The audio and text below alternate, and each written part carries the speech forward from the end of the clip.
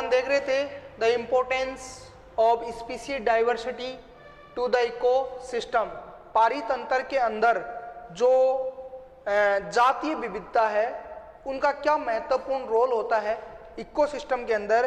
तो इसके अंदर देखो, किसी भी इकोसिस्टम में जो जातियों की संख्या है, किसी भी इकोसिस्टम में जो स्पीसीज के नंबर हैं वो अधिक होने पर, या उनकी जो संख्या है या जातियों की जो संख्या इकोसिस्टम में, वो उस इकोसिस्टम को या उस इकोसिस्टम के फंक्शन को सबसे ज़्यादा इफेक्ट करती है। इकोसिस्टम में प्रेजेंट, इकोसिस्टम के अंदर present number of species ecosystem को सबसे ज़्यादा इफेक्ट करती है।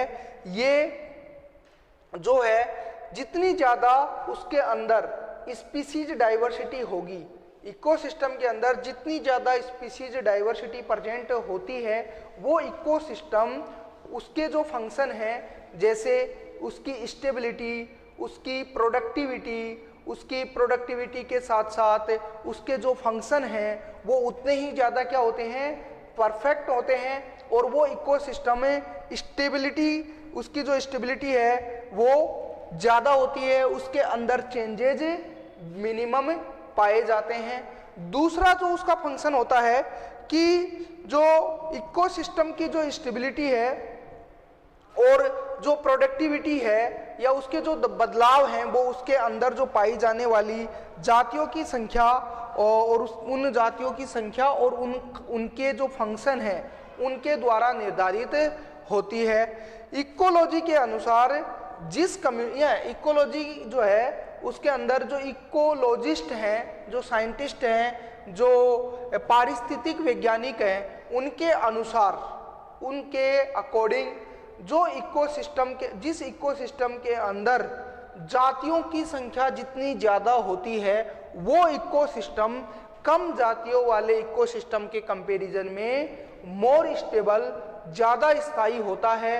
वो जो चेंजेज है उसमें वो उनके प्रति रेजिस्टेंस होता है, प्रतिरोधी होता है।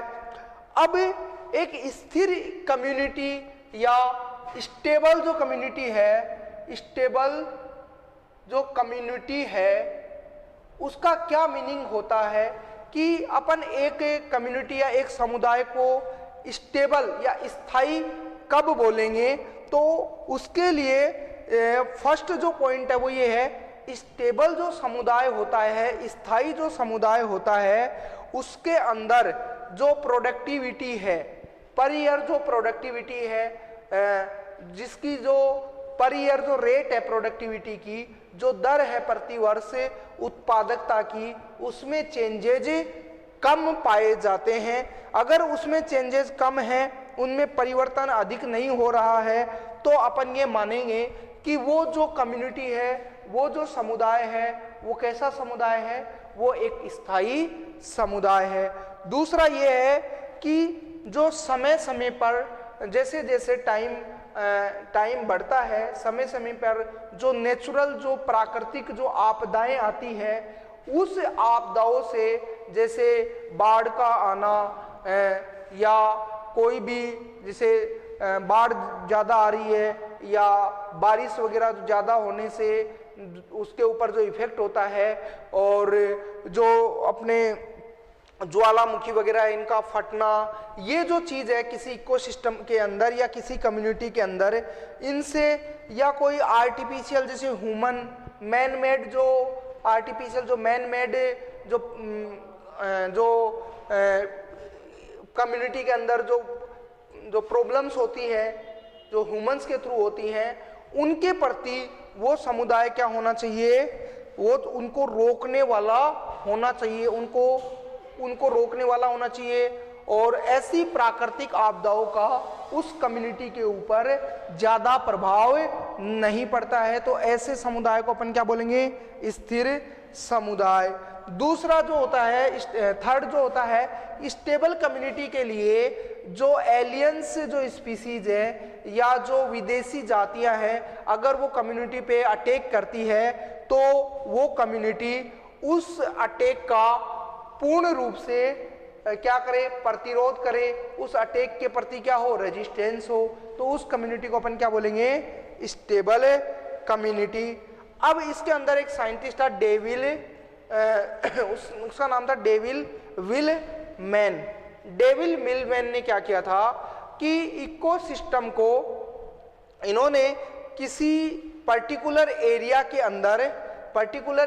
अंदर जो है, जितनी इन्होंने बोला कि किसी पर्टिकुलर एरिया या किसी इकोसिस्टम के अंदर जितनी अधिक जातियां पाई जाती हैं, किसी इकोसिस्टम में जितनी अधिक जातियां पाई जाती हैं और प्रत्येक साल या पर ईयर उनके जैव भार में परिवर्तन या विभिन्नता पाई जाती है, तो ऐसे इकोसिस्टम को अपन क्या बोलेंगे, स्टेबल इकोसिस्टम बोलेंगे। जैव भार में क्या पाई जाती है, विभिन्नता, मतलब ज्यादा डिफरेंस नहीं हो, कम डाइवर्सिटी हो, जैव भार की प्रोडक्टिविटी पे डाइवर्सिटी कम हो, तो ऐसे इकोसिस्टम को अपन बोलेंगे स्थायी या स्टेबल इकोसिस्टम। अब जो डाइवर्सिटी है उसकी ग्रोथ से क्या होता है कि इकोसिस्टम की प्रोडक्टिविटी भी बढ़ती है। अब इसके बाद नेक्स्ट आता है कि जो इकोसिस्टम होता है तो उसके अंदर से यदि जातियां क्या हो जाएं, विलुप्त हो जाएं, डिसअपियर हो जाएं, यदि किसी इकोसिस्टम के अंदर से, कोई भी इकोसिस्टम है उसके अंदर से यदि स्पीसीज क्या हो जाएं, डिसअपियर हो जाएं, विलुप्त हो जाएं, तो इस इकोसिस्टम के ऊपर क्या इफेक्ट पड़ेगा, तो इस इकोसिस्टम पे क्या इफेक्ट होगा, इसके ऊपर क्या प्रभाव होगा। तो इसके लिए एक साइंटिस्ट थे, स्टैनफोर्ड के साइंटिस्ट थे, जिनको जो इकोलॉजिस्ट थे, जिनका नाम क्या नाम था, पॉल एल हेरिक नाम इसका था, साइंटिस्ट का पॉल एल हेरिक। जो साइंटिस्ट थे पॉल हेयरलिक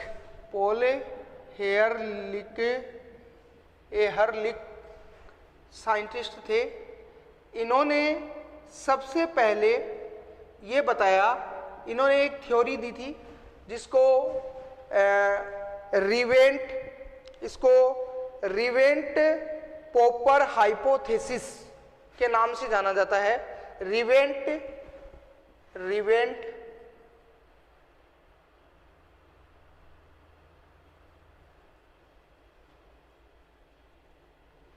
हाइपोथेसिस,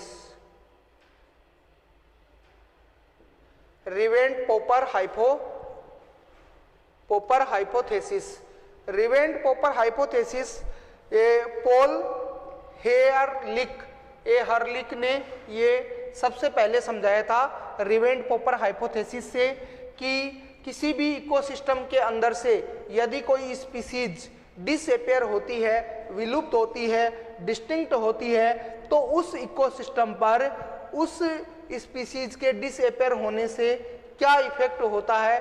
तो इसके लिए इन्होंने सबसे पहले रिवेंट पॉपर हाइपोथेसिस थ्योरी दी थी। रिवेंट पॉपर हाइपोथेसिस या परिकल्पना इन्होंने दी। यह परिकल्पना ये बताती है कि किसी भी इकोसिस्टम के अंदर स्पीसीज के विलुप्त होने से उसके ऊपर क्या प्रभाव पड़ता है। तो इन्होंने इसको एक एग्जाम्पल के थ्रू इन्होंने समझाया था। इन्होंने जो इकोसिस्टम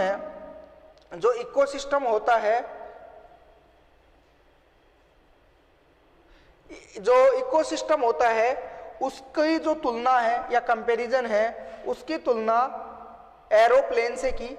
कि इन्होंने बोला कि जो इकोसिस्टम है उसको आप क्या मान लो, एरोप्लेन मान लो, जो इकोसिस्टम है। और एरोप्लेन के अंदर जो रिवेंट होते हैं, मतलब जो पुर्जे लगे होते हैं उनको अपन रिवेंट बोलते हैं। जो पुर्जे होते हैं, रिवेट जो होते हैं, कल पुर्जे, कील वगैरह जो उसके अंदर लगी होती है, उनको रिवेट जो है उनको आप क्या मान लो, स्पीसीज मान लो। तो इन्होंने बताया कि यदि किसी इकोसिस्टम के अंदर क्या है, बहुत सारी रिवेट प्रेजेंट होती हैं, बहुत सारी जातियां पाई जाती हैं, बहुत सारी जातियां पाई जाती हैं, और एक इन्होंने दिया रिवेट ऑफ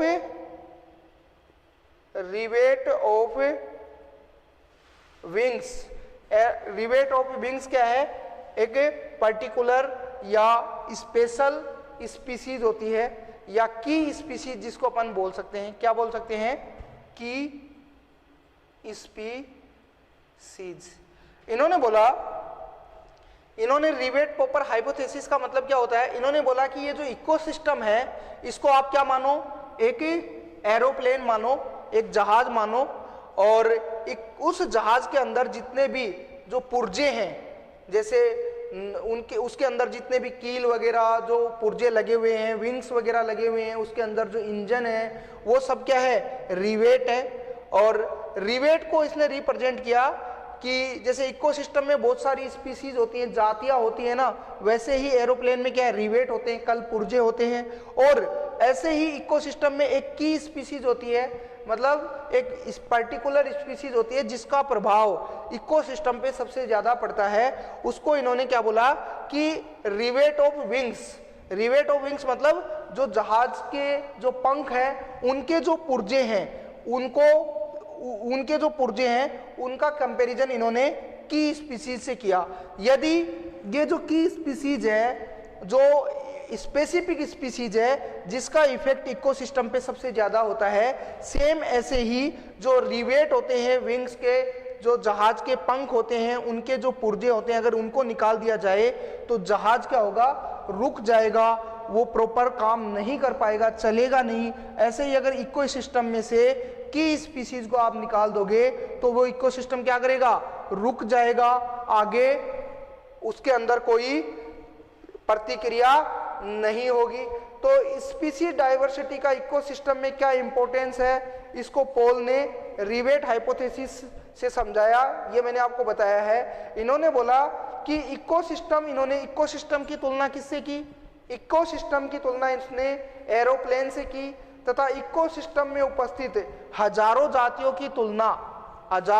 की तुलना रिवेट से, कल पुर्जों से कि यदि एरोप्लेन का प्रत्येक यात्री, इन्होंने बोला यदि एरोप्लेन का प्रत्येक यात्री उसके अंदर से ईच रिवेट, कोई भी एक पुर्जा निकाल कर एक पुर्जा ले जाने लगे, या कोई भी, जैसे एक एरोप्लेन है उसको इकोसिस्टम बोला, और उसके अंदर जो यात्री है वो क्या है, स्पीसीज ही मानो, और वो जो रिवेट है वो स्पीसीज है, और उसके अंदर जो बैठे हुए यात्री है अगर वो एक एक रिवेट, एक एक पुर्जे को निकाल रहे हैं, यानी कि वहां से एक एक करके जातियां विलुप्त हो रही है, एक एक करके जातियां विलुप्त हो रही है, तो इकोसिस्टम में इनिशियल कंडीशन के अंदर, यानी एरोप्लेन में शुरुआत में इतना ज्यादा प्रभाव नहीं पड़ता है, लेकिन यही प्रोसेस अगर ज्यादा चलता रहे, यानी कि उस इकोसिस्टम में से एक एक करके जातियां लगातार जल्दी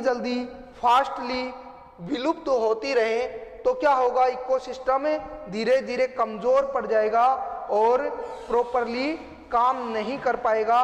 साथ ही साथ यह भी महत्वपूर्ण है कि कौन सा पुर्जा जहाज का या कौन सी जाति इकोसिस्टम की वहां से विलुप्त हुई है, डिसअपेयर हुई है। यदि की स्टोन स्पीसीज या की स्पीसीज या विंग्स ऑफ रिवेट या की स्पीसीज उस इकोसिस्टम में से निकल जाती है तो वो इकोसिस्टम क्या हो जाएगा, वहीं पे रुक जाएगा। इस प्रकार इन्होंने समझाया कि अगर किसी भी इकोसिस्टम में से जो जातियां हैं, जो इम्पोर्टेंसी है इकोसिस्टम के अंदर, जो स्पीसीज की इम्पोर्टेंसी है वो बहुत ही ज्यादा प्रभाव इकोसिस्टम के ऊपर डालती है, इफेक्ट डालती है। यदि उनमें से कोई भी एक स्पीसीज जो क्या है कि स्पीसीज है उसको निकाल दें तो इकोसिस्टम क्या हो जाएगा, धीरे धीरे नष्ट हो जाएगा, चल नहीं पाएगा। इसके बाद नेक्स्ट पॉइंट आता है लॉस ऑफ डाइवर्सिटी। डाइवर्सिटी का विलुप्त होना, विविधता का खत्म होना लॉस ऑफ डाइवर्सिटी कहलाता है। या डाइवर्सिटी लॉस जो है इसका मतलब होता है कि ये जो लॉस ऑफ डाइवर्सिटी है, लॉस ऑफ डाइवर्सिटी है, इसका मतलब ये है कि किसी भी इकोसिस्टम के अंदर से अगर वहां की जो जातियां हैं, जो डिफरेंट डिफरेंट जो स्पीसीज है, वो वहां से क्या हो रही है, विलुप्त हो रही है, लॉस हो रही है, उनका जो है वो खत्म हो रही है, तो उनका इकोसिस्टम पे क्या प्रभाव पड़ेगा ये अपन देखते हैं। और इसका कारण क्या है लॉस ऑफ डाइवर्सिटी का, तो according to IUCN international union for conservation of human and human resource, जो है कंजर्वेशन ऑफ रिसोर्स, या तो इसके अकॉर्डिंग IUCN के अकॉर्डिंग 2004 के जो डाटा है उसके अनुसार जो पिछले 500 वर्ष हैं उनके अंदर लगभग 700, पिछले जो 500 वर्ष है according to IUCN international union for conservation nature and natural resource के अकॉर्डिंग पिछले 500 वर्षों में जो है अपने जो ग्लोबल जो डाइवर्सिटी है उसके अंदर से 784 जो स्पीसीज है वो क्या हो चुकी है, डिसअपियर हो गई, लुप्त हो चुकी है, विलुप्त हो चुकी है परमानेंटली। और जैसे लुप्त हो चुकी है तो उसके अंदर से जो वर्टिब्रेट्स हैं, क्या है जो वर्टिब्रेट्स हैं उनकी जो स्पीसीज है उनके नंबर है 338। इतने ये जो वर्टिब्रेट की स्पीसीज है वो क्या हो गई, डिसअपियर हो गई पिछले 500 ईयर्स में। और इनवर्टिब्रेट की जो इनवर्टिब्रेट है उनकी जो स्पीसीज, जो नंबर ऑफ स्पीसीज है वो 359 स्पीसीज इनकी डिसअपियर हो गई है। और नेक्स्ट जो प्लांट है तो प्लांट की 87 जो स्पीसीज है पिछले 500 वर्ष में विलुप्त हो चुकी है। और इसका मेन रीजन क्या है, इसका मेन रीजन ह्यूमन एक्टिविटी है। जो इकोसिस्टम के अंदर जो मानव के जो क्रियाकलाप है वो अपनी जो बायोडाइवर्सिटी है उसको सबसे ज़्यादा इफेक्ट कर रहे हैं, उनको डिसअपियर करने में या इकोसिस्टम को नष्ट करने में सबसे ज़्यादा जो रोल प्ले कर रहा है वो है ह्यूमन बींग्स की एक्टिविटी से इकोसिस्टम लुप्त हो रहे हैं। और अभी जो नई जो जातियां विलुप्त हुई है या डिसअपियर हुई है उनमें मॉरिशस जो कंट्री है, मॉरिशस के अंदर एक ऑर्गेनिज्म मिलता है जिसको अपन डोडो बोलते हैं, वो परमानेंटली क्या हो गया, विलुप्त हो चुका है, डिसअपियर हो गया। दूसरा अफ्रीका का क्वेगा जो ऑर्गेनिज्म है, क्वेगा अफ्रीका के अंदर मिलता है क्वेगा। और ये जो डोडो है, ये डोडो मॉरिशस का परमानेंटली क्या हो गया, विलुप्त हो गया है। क्वेगा ये जो ऑर्गेनिज्म है ये भी अफ्रीका के अंदर पाया जाता था और अभी हाल ही में ये कंप्लीटली क्या हो गया है, डिसअपियर हो गया है। ये जाति क्या हो गई, ये स्पीसीज खत्म हो चुकी है। ऑस्ट्रेलिया के अंदर थाईलेसिन जो ऑर्गेनिजम्स है ऑस्ट्रेलिया में मिलता है। थाईलेसिन जो ऑर्गेनिज्म होता है ये परमानेंट ही विलुप्त हो चुके हैं। नेक्स्ट जो है रसिया के अंदर जो स्लेटर सी काऊ है, स्लेटर रसिया के अंदर जो है, रूस जो है उसके अंदर जो स्लेटर सी काऊ है वो भी क्या हो गई, परमानेंट विलुप्त हो चुकी है। तो अभी ये जो न्यूली या जो अभी जो नए जो जीव विलुप्त हुए हैं वो क्या है, मॉरिशस का डोडो और अफ्रीका का क्वेगा, ऑस्ट्रेलिया का थाईलेसिस और रसिया का स्लेटर सी काऊ। एंड इसके अलावा जो 3 सब स्पीसीज है, 3 सब स्पीसीज ऑफ सब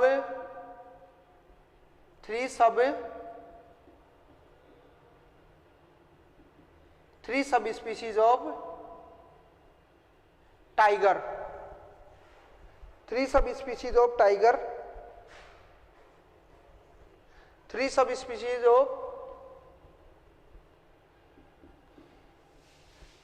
स्पीशीज ऑफ टाइगर वो भी क्या हो चुकी है, विलुप्त हो चुकी है। उसका नाम है बाली, जावम और कैस्पिन। ये जो तीनों स्पीशीज है ये विलुप्त हो चुकी है। पिछले 20 वर्षों में 27 जातियां परमानेंटली विलुप्त हो चुकी है।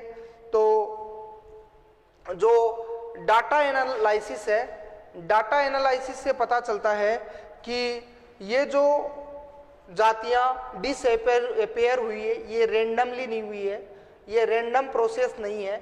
इसमें सबसे ज़्यादा जो स्पीशीज यहाँ से डिस्टिंक्ट हुई है, विलुप्त हुई है, उनमें एम्फीबियंस जो ऑर्गेनिज्म हैं वो सबसे ज़्यादा है। जो एम्फीबियंस की जो संख्या है, नंबर्स है, वो सबसे ज़्यादा ये डिसअपेयर हुए हैं। और अभी तक लगभग 15,500 से अधिक स्पीशीज विलुप्त होने के कगार पर हैं। कितनी? 15,500 जातियां अभी विलुप्त होने के कगार पर है, डिसअपेयर होने के प्रेजेंट टाइम में डिसअपेयर होने वाली है। तो इनमें से जो है इनकी जो नेम ऑफ क्लास, कौन कौन से जो क्लास है उसके कितने परसेंट जो जातियां हैं वो अभी विलुप्त होने के कगार पर हैं। तो फर्स्ट है इसके अंदर जो बर्ड्स हैं, जो पक्षी हैं, बर्ड्स हैं, उनकी लगभग 12% जो स्पीसीज है अभी डिसअपेयर होने के कगार पर विलुप्त होने वाली हैं या विलुप्त हुई, जिनकी संख्या है विलुप्त हो चुकी है, उनकी ये संख्या है। नेक्स्ट है मेमल्स।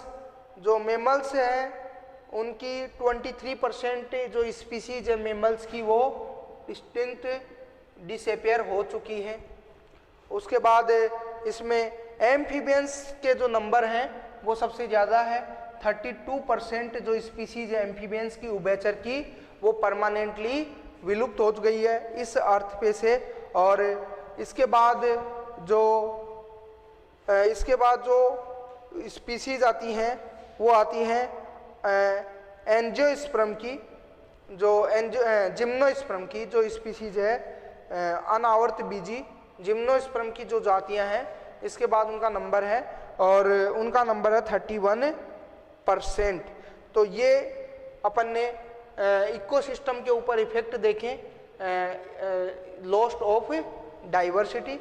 नेक्स्ट अपन स्टार्ट करते हैं, नेक्स्ट टॉपिक अपन आगे स्टार्ट करेंगे, उसको अपन देखते हैं इसके रिजल्ट क्या है। ये तो अपन ने देख लिया कि result of loss of diversity, तो इसके रिजल्ट में क्या आएगा, जैसे जैसे डाइवर्सिटी लॉस होगी तो क्या रिजल्ट निकलेंगे, प्रोडक्टिविटी कम होगी, ये मैंने आपको बता दिया है, और पर्यावरणीय समस्याएं ज़्यादा आएगी। और इसके बाद अपन देखते हैं नेक्स्ट डाइवर्सिटी लॉस के रीजन क्या है, कोज क्या है, कारण क्या है, वो नेक्स्ट देखेंगे। तो नेक्स्ट अपन देख रहे थे कोजेज ऑफ बायोडाइवर्सिटी लॉस, जैव विविधता के क्षति के कारण क्या है, बायोडाइवर्सिटी लॉस हो रहा है उसका रीजन क्या है। तो उसका मेन या मुख्य कारण क्या है, ह्यूमन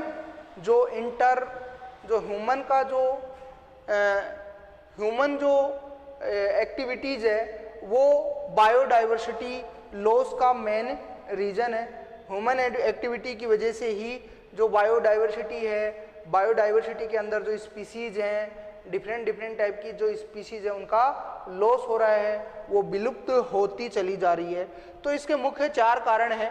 पहला तो क्या है, हैबिटियल लॉस एंड फ्रेगमेंटेशन, हैबिटियल क्षति एंड विखंडन।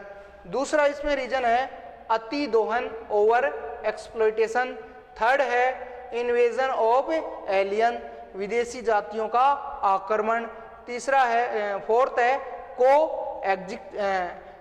एग्जिक्शन या सह विलुप्तता। सह विलुप्तता। तो पहला जो मैंने आपको रीजन बताया है ये है आवासीय क्षति, हैबिटियल लॉस एंड फ्रेगमेंटेशन। तो आवासीय क्षति क्यों होती है, इसका रीजन देखो कि जंतु जितने भी एनिमल्स और जो प्लांट हैं उनका जो विलुप्त होने का कारण है, जो डिसअपियर होने का कारण है, वो मेन है आवासीय क्षति। आवास जहाँ पर जो एनिमल्स है जिनका पर्टिकुलर जिनकी हैबिटेट जो उसके रहने का जो पर्टिकुलर एरिया है, उस एरिया के अंदर जो ह्यूमन की जो एक्टिविटी है वो पहले के कंपैरिजन में क्या हो गई, हाई हो गई। इस वजह से वहाँ पर जो एनिमल्स और जो प्लांट्स हैं वो वहाँ पर प्लांट्स जो है वो ह्यूमन के थ्रू वहाँ से क्या कर दिए गए, हटा दिए गए, और जो एनिमल्स थे उनकी वहाँ पर डेथ हो गई या फिर वो वहाँ से माइग्रेट कर दिए गए हैं। अब इसका सबसे अच्छा एग्जाम्पल है कि जो एक टाइम ऐसा था अर्थ पे, उस टाइम पे जो जो इसके अंदर अर्थ के ऊपर जो ये जो रेन फॉरेस्ट थे, वर्षा वन जो थे, वो कितने परसेंट थे, वो रेन फॉरेस्ट जो है वो लगभग 14% एरिया के अंदर प्रेजेंट थे।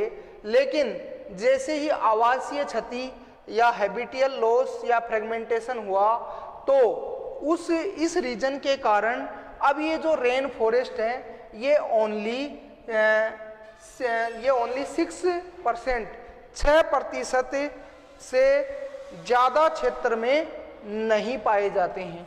ये जो वर्षा वन थे, रेन फॉरेस्ट थे, अब 6% एरियाज जो है उनसे ज़्यादा एरिया में ये नहीं पाए जाते हैं, नष्ट हो चुके हैं। और इसके अलावा जो लार्ज जो अमेज़न जो फॉरेस्ट थे, लार्ज अमेज़न जो फॉरेस्ट थे जिनको लंग्स ऑफ अर्थ कहा जाता है, वो भी क्या है, ह्यूमन एक्टिविटी के थ्रू नष्ट हो चुके हैं।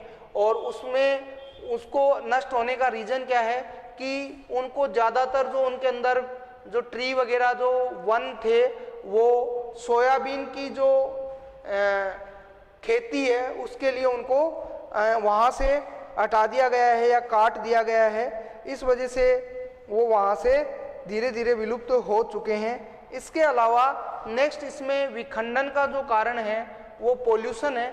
जितना ज़्यादा पोल्यूशन इन्वायरमेंट होता है तो कुछ ऐसी स्पीशीज होती हैं प्लांट्स की जो अपने आप ही क्या होती जाती है, उनके अंदर जो अपने आप ही उनमें विखंडन होता चला जाता है और वो इन्वायरमेंट से क्या है, विलुप्त हो जाती हैं।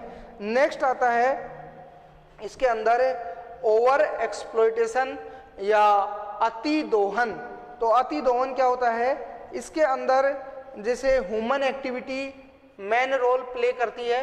ह्यूमन एक्टिविटी की वजह से क्या है कि ओवर एक्सप्लॉयटेशन होता है, मतलब ये जो फॉरेस्ट हैं इनको धीरे धीरे हैबिट के लिए और ये अपने जो मनोरंजन के लिए इनको काटा जा रहा है। ये क्या है, ओवर एक्सप्लॉयटेशन है। इस वजह से ये जो नेचुरल रिसोर्स हैं, ये नेचुरल रिसोर्स हैं, ये क्या है, धीरे धीरे ह्यूमन एक्टिविटी की वजह से क्या हो रहे हैं, ये डिसअपियर होते जा रहे हैं। और इनके अंदर जो एनिमल्स थे वो भी यहाँ से क्या होते जा रहे हैं, ख़त्म होते जा रहे हैं, उनकी डेथ हो रही है। तो ह्यूमन एक्टिविटी से पिछले 500 वर्षों में बहुत सी ऐसी स्पीसीज है जो क्या हो चुकी है, डिस्टिंक्ट हो चुकी है, विलुप्त हो चुकी है। जैसे इसमें अभी आपको मैंने पहले बताया था कि जो रूस की स्लेटर जो काऊ है, वो जो स्लेटर जो काऊ जो गाय है वो परमानेंटली क्या हो गई, डिसअपियर हो गई है। और इसके अलावा जो पैसेंजर जो कबूतर हैं वो भी ख़त्म हो चुके हैं। और बहुत सी जो मैराइन फिश हैं, समुद्री मछलियाँ वगैरह हैं, वो भी डिसअपियर हो चुकी हैं। तो ये ह्यूमन एक्टिविटी की वजह से सबसे ज़्यादा लॉस इसके अंदर हो रहा है बायोडाइवर्सिटी को। नेक्स्ट है इन्वेजन ऑफ एलियंस, विदेशी जातियों का आक्रमण। तो ये अपन नेक्स्ट टाइम पे देखते हैं विदेशी जातियों का आक्रमण क्या है और इससे बायोडाइवर्सिटी पे क्या इफेक्ट पड़ता है।